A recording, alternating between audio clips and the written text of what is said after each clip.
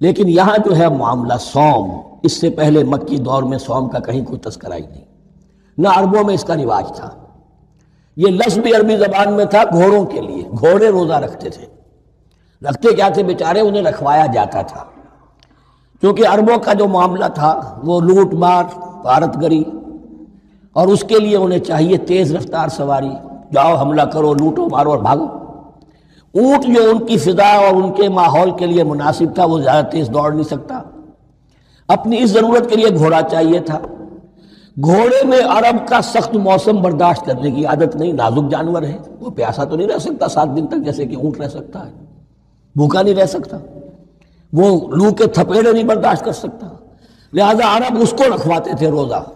کھانا پینا بند کیا اور اس کے جو ہے منہ کر کے کھڑے ہو گئے جب گرم تیز ہوا چل رہی ہے، خود تو اپنے آپ کو لپیٹ لیا اپنے گھتنے میں، گھترا کہلاتا ہے وہ جو بھی کپڑا اوپر ہوتا ہے، اور وہ اس گھوڑے کو جو ہے وہ ساری آگ اس پر برس رہی ہے تاکہ اس میں عادت پیدا ہو جائے جھیلنے کی، برداشت کرنے کی۔ تو جنگ کے موقع پر کہیں یہ دغا نہ دے جائے، اگر یہ ہمت ہار گیا تو اس کا تو کیا کیا جائے گا، تو اصل میں سوار ہے جو مارا گیا۔ یہ روزہ ان کے ہاتھ تھا، لیکن جب حضور آئے مدینے میں تو یہاں یہود میں روزے کا رواج تھا۔ وہ ایک تو عاشورہ کا روزہ رکھتے تھے، اس لیے کہ وہ تاریخ تھی جس میں کہ نجات ملی تھی بنی اسرائیل کو فرعونیوں سے۔ پہلے یہ کہ ہر مہینے میں 3 روزے، اب اگر 30 کے 30 روزے ایک ہی مہینے میں فرض کر دیے گئے ہوتے اور وہ ہوتے جون جولائی کے تو جان نکل جاتی۔ بہترین تدبیر یہ کی گئی ہر مہینے میں، اور یہ موسم سارے آ رہے ہیں اس میں۔ پھر کچھ عرصے کے بعد یہ رمضان کا روزہ فرض کیا گیا۔ پہلا جو روزہ تھا 3 دن کا، اس میں یہ بھی تھی اجازت کہ جو اگر مسافر نہیں ہے، بیمار بھی نہیں ہے، طاقت رکھتا ہے روزہ رکھنے کی، پھر بھی روزہ نہ رکھے تو اس کا فدیہ یہ ہے کہ 1 مسکین کو کھانا کھلائے۔ علی الاطلاق تھا یہ۔ جب رمضان کے روزے کی فرضیت ہو گئی تو اب یہ فدیہ نہیں ہے، البتہ حضور نے اس کو باقی رکھا ایسے شخص کے لیے جو بہت بوڑھا ہے، یا کوئی خاتون بہت بوڑھی ہے برداشت نہیں کر سکتی، یا کوئی بیمار ہے، کسی سخت ایسی بیماری میں ہے کہ روزہ اس کے لیے جان کے لیے ہلاکت کا اندیشہ ہو سکتا ہے، اس کے لیے فدیہ برقرار رکھا۔ عام طور پر صحت مند شخص جو مسافر بھی نہ ہو اس کے لیے یہ رعایت ختم ہو گئی۔ یہ ہے ان آیات کی تعبیر جس پر میں پہنچا ہوں، اور بہت پہلے پہنچ گیا تھا، لیکن چونکہ اکثر مفسرین نے یہ بات نہیں لکھی ہے تو میں جھجکتا رہا، لیکن بعد میں مجھے معلوم ہوا کہ مولانا انور شاہ کاشمیری رحمۃ اللہ علیہ کی رائے یہی ہے، تو مجھے اعتماد ہو گیا۔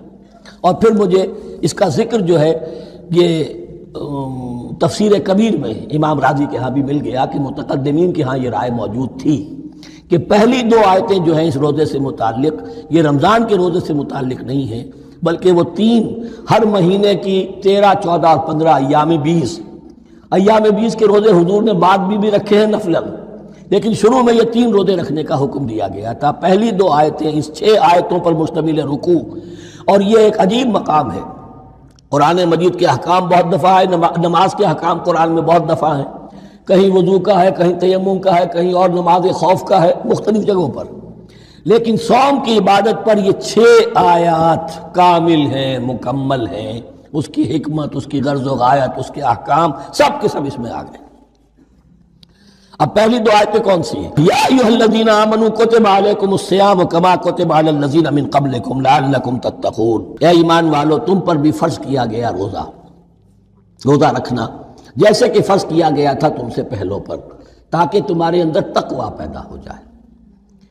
وہ جنگ کے لیے کرواتے تھے گھوڑوں کو تیار، تمہیں تقوی کے لیے اپنے آپ کو تیار کرنا ہے، بھوک کو قابو میں رکھ سکو، شہوت کو قابو میں رکھ سکو، پیاس کو برداشت کر سکو۔ اللہ کی راہ میں جنگ کے لیے تمہیں نکلنا ہوگا، اس میں بھوک بھی آئے گی، پیاس بھی آئے گی، اپنے آپ کو تیار کرو جہاد کے لیے۔ اور یہ بات واضح ہو جائے گی، اگلے رکوع سے قتال کی بحث شروع ہو جائے گی۔ روزے کی یہ گفتگو ہو رہی ہے تمہیداً قتال کے لیے، جیسے گھوڑوں کو تیار کیا جاتا تھا، صوم رکھوایا جاتا تھا قتال کے لیے۔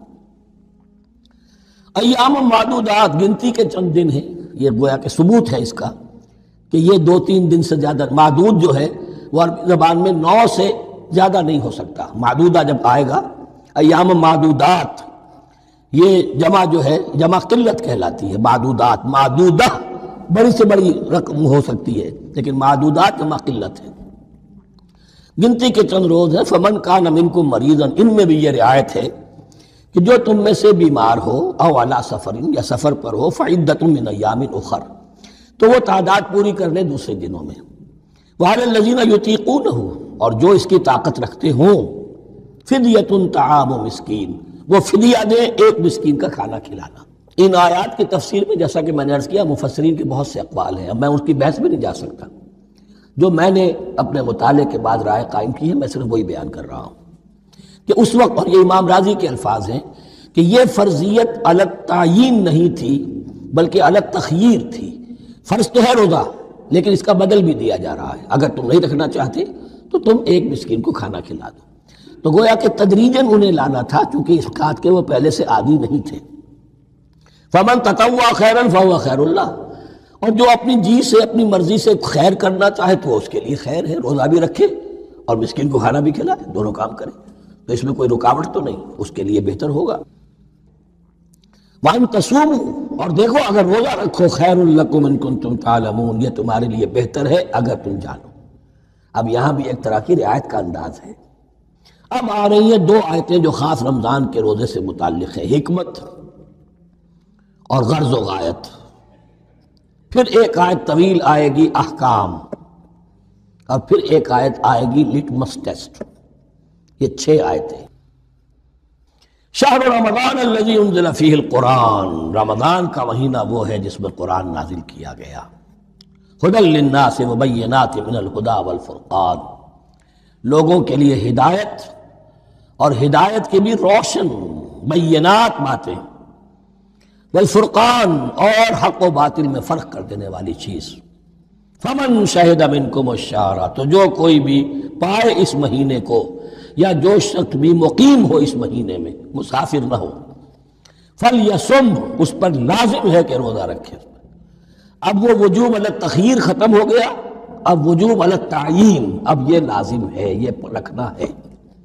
ایک رعایت باقی رکھی، ومن کان مریضا او علی سفر فعدۃ من ایام اخر، جو بیمار ہے یا یہ کہ سفر پر ہے وہ تعداد پوری کر لے دوسرے دنوں میں. یرید اللہ بکم الیسر ولا یرید بکم العسر، اللہ تمہارے ساتھ آسانی چاہتا ہے، سختی نہیں چاہتا. یہ لوگ اپنے اوپر سختیاں جھیلتے ہیں. شدید جو ہے سفر کے اندر بھی روزہ رکھے ہوئے، حالانکہ یہاں اجازت دی ہوئی ہے. یہ بلکہ حضور نے ایک مرتبہ ایک سفر میں کافی سرزنش کی. کچھ ایک جہاد اور قتال پہ نکلے تھے، لیکن کچھ لوگوں نے اس سفر میں بھی روزہ رکھ لیا. نتیجہ یہ ہوا کہ سفر کے بعد جہاں منزل میں اب جا کر خیمے لگانے تھے وہ نڈھال ہو کر گر گئے. جن لوگوں کا روزہ نہیں تھا انہوں نے پھر وہ خیمے لگائے، منزل کا کام کیا. تو حضور نے فرمایا کہ لیس من البر الصیام فی السفر، روزے رمضان اس میں سفر میں روزہ رکھنا کوئی نیکی کا کام نہیں ہے.